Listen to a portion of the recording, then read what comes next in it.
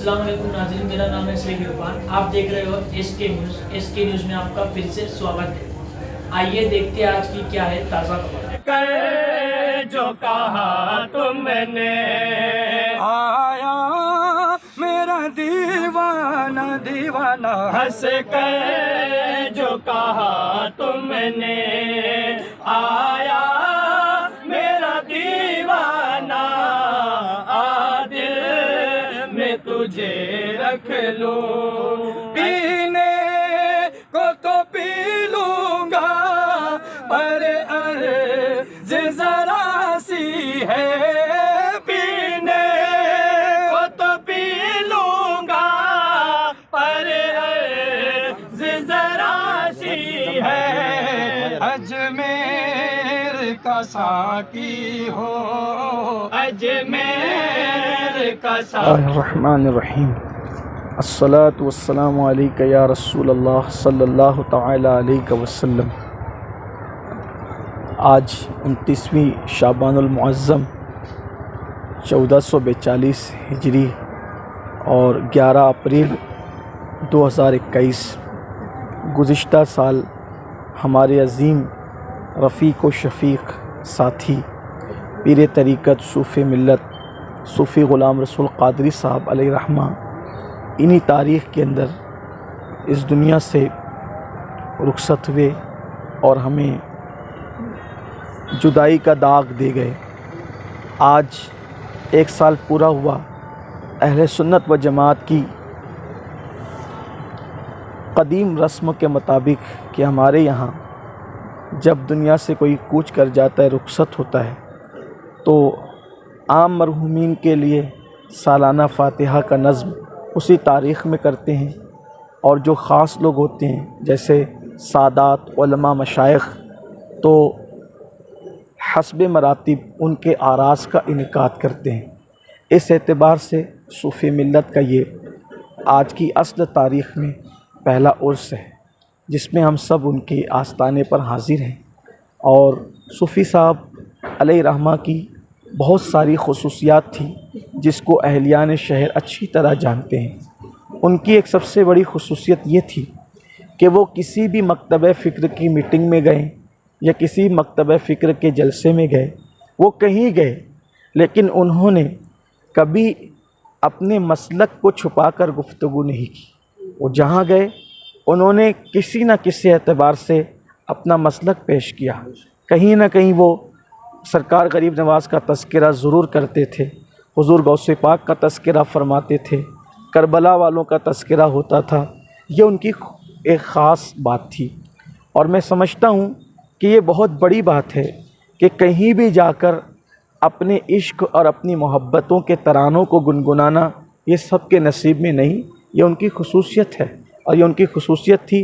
और ऐसा लगता है कि हमारे शहर के एतबार से फ़िलहाल जो अभी मेरी जहाँ तक महदूद मालूमात है कि ऐसी कोई शख्सियत हमारे दरमियान फ़िलहाल नहीं है कि जो कहीं जाए और खुलकर अपने मसलक की बात रखे, अपने बुज़ुर्गों की बात रखे।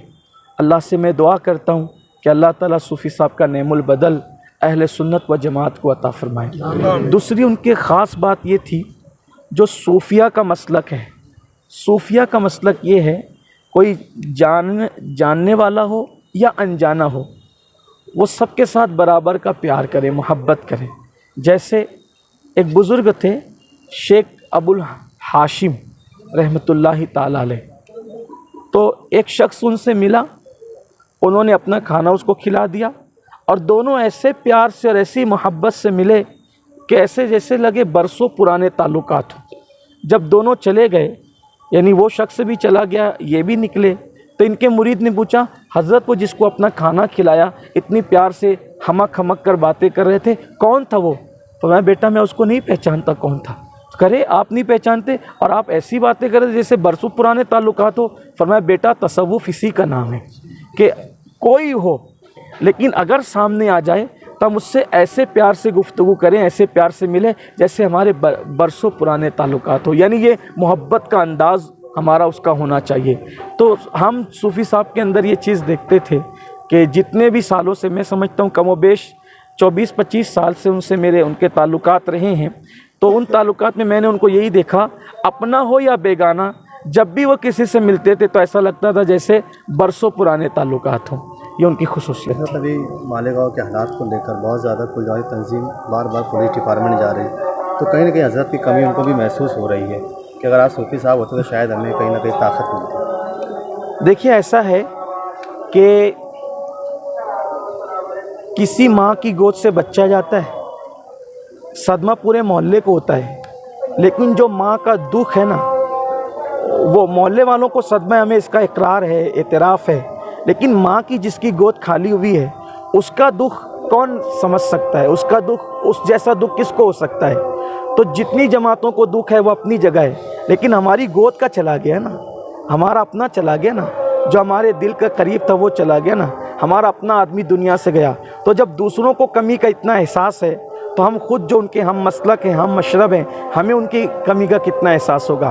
और जाहिर सी बात है, गालिबन जिगर मुरादाबादी का ये शेर है ना कि मुद्दतों रोया करेंगे जामो पैमाना, मुझे यूं ही थोड़ी कहा गया है, इसीलिए कहा गया है। देखिए, मुक्तदी रोज़ रोज़ पैदा होते हैं, मुक्तदा कभी कभी पैदा होते हैं। कलियां जो है वो रोज़ खिलती है, गुलाब रोज़ खिलते हैं, खुशबुएं रोज़ गुलिस्तान के अंदर चटकती है, लेकिन पौधे रोज़ाना नहीं उगा करते। पौधों का वजूद रोज़ाना के लिए नहीं होता है। कलियां रोज़ खिलती है, पौधे रोज़ाना नहीं होते। तो इसी तरीके से बादो जाम के मतवाले रोज़ाना पैदा होते हैं, लेकिन जो मैखाना साज शख्सियात है वो कभी कभी पैदा होती है। तो सूफ़ी साहब मैखाना साज आदमी का नाम था, सूफ़ी साहब तारीख साज आदमी का नाम था, सूफ़ी साहब जो है वो इनकलाबी आदमी का नाम था। अब दुख सहे, सारी तकलीफ़ें सही, लेकिन उन्होंने इनकलाब की आवाज़ बुलंद की। मैं समझता हूँ कि जितनी तंजीमों में या जितनी जमातों के अंदर वो थे, उनके जाने के बाद मैं तो ये नहीं समझता कि उनको मैं मुर्दा कहूँगा तो बेअदबी होगी, बेहुरमती होगी। मैं जितनी तंजीमों में, जितने इदारों में वो थे, जब वो चले गए तो वो इदारे मर तो नहीं गए, अलबत्ता बीमार ज़रूर हो गए। ऐसा लगता है मुझे जैसे एक बीमार की कैफियत होती है ना, वैसी कैफियत हो गई है।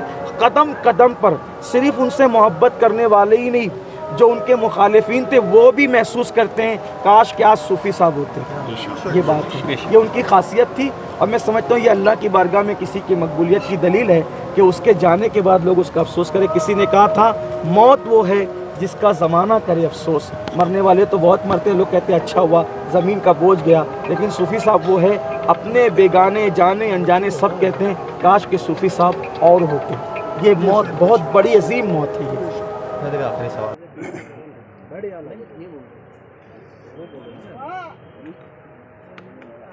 हो गया सबका। हजरत आज हजरत का उर्स मुबारक है, मालेगांव शहर में उनके कई हज़ारों मुरीदीन हैं। अब उनकी उम्मीदें, उनकी आस्थाएं आपसे जुड़ी हुई हैं, आप उनके लिए क्या करना चाहेंगे? औज़ुबिल्लाहि मिनश्शैतानिर्रजीम, बिस्मिल्लाहिर्रहमानिर्रहीम।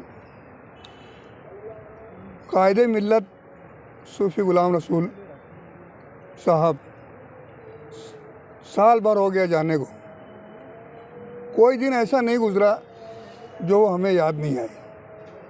हर वक्त, हर मौके पे, यहाँ तक कि शादी में गए तो वहाँ पे, मैयत में गए तो वहाँ पे, मीटिंग में गए तो वहाँ पे, सब जगह वो याद आए।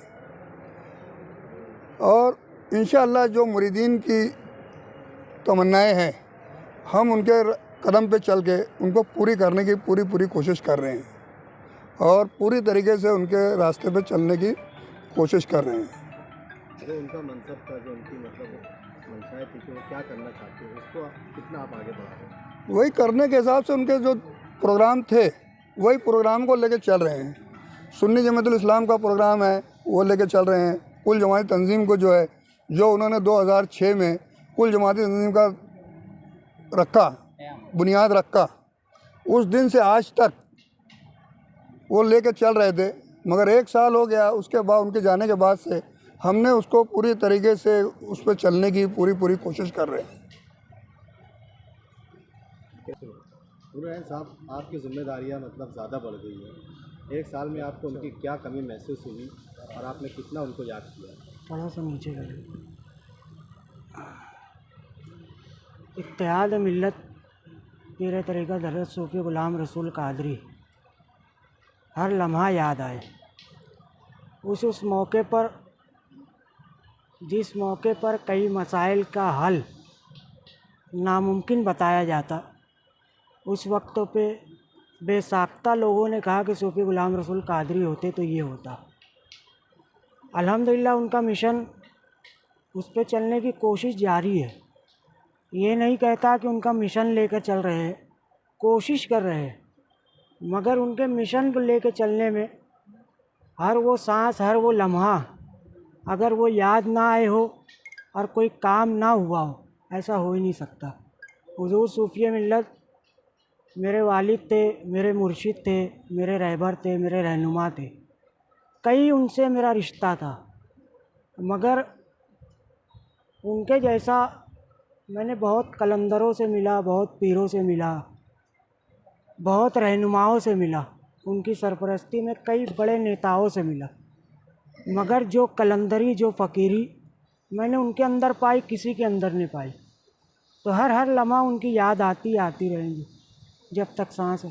जो उनके काम थे, वो जिस तरीके से शहर के अंदर, शहर की आवाम में, कुल जमाती तंजीम में हर जगह अपनी रहनुमाई पेश करते थे, क्या अब आप वो जिम्मेदारियाँ संभालने की आप कोशिश कर रहे हैं या करेंगे? अल्हम्दुलिल्लाह कोशिश, हर वो फ़रंट, हर वो मैदान जो ज़ू सूफ़ी मिल्लत अलैहि रहमतुर रिदवान अपने लिए चलाया करते थे, कौम के लिए चलाया करते थे, वो प्लेटफार्म पे हम जा रहे हैं।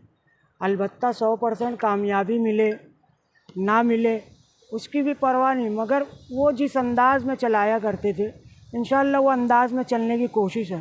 कुल जमाती तंजीम में रुकनीत भी मिली, सुन्नी जमातुल इस्लाम को लेके वो पहलू पे उठ रहे हैं जो पहलू पे उनकी तमन्ना थी, जैसा कि मसाजिद को कायम करना, महल्लावारी शोबे मदारिस जारी करना।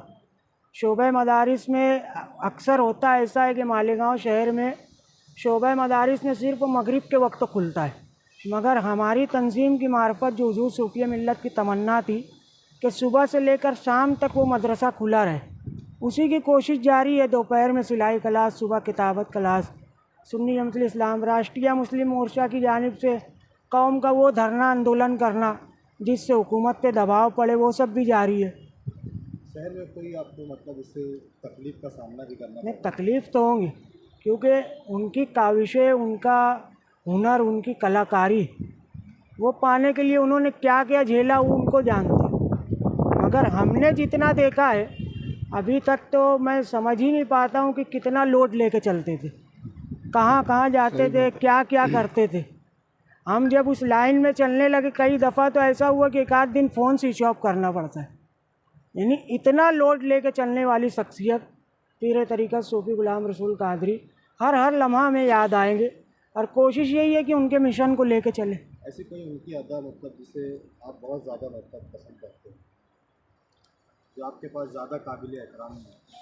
कभी भी हमारी गलतियाँ होती थी तो डांटते थे ज़रूर, मगर उनकी अंदर ये काबिलियत थी, खुसूसियत थी कि चंद मिनट में ही वो आके मना लेते थे।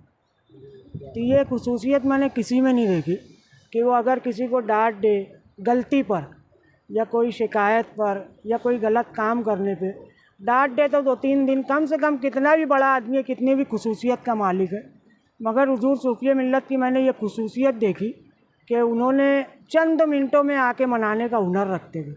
और एक बात कि वो सबसे पहले, यानी मैंने देखा है कि उनका ईद का जोड़ा 25वें रोज़े, 26वें रोज़े को आता था। तो कई बार मैं पूछता था तो उन्होंने कहा कि मैंने जहाँ तक किताबों में पढ़ा है, जहाँ तक उल्मा से मैंने सुना है, हुकूकुल इबाद अगर क्लियर रहेगा तो सारी इबादतें कबूल है। सही बात। तो मैं जब तक हुकूकुल इबाद पूरा नहीं कर लेता हूँ तो उस वक्त तक मैं अपने आप पे खर्चा नहीं करता। तो ये ऐसी कलंदरी, फ़कीरी, शहनशाही मैंने कभी किसी में नहीं देखी, और मुझे ऐसा लगता है कि मेरी ज़िंदगी में मैं कभी देख भी नहीं पाऊँगा। हज़रत, मानव सेवा न्यूज़ चैनल महाराष्ट्र की जानिब से एक सवाल किया जाता है कि पीर तरीक़त सूफ़ी मिल्लत मेरे अपने भी सर के ताज थे। इनकी हयात ज़ाहिरी में सिर्फ दारुल उलूम अहले सुन्नत फैज़ुल कुरान बीनाओं नाबीनाओं का मदरसा ही नहीं, बल्कि मालेगांव शहर में और भी मदारिस चलते थे। क्या वो आज भी जारी और सारी है?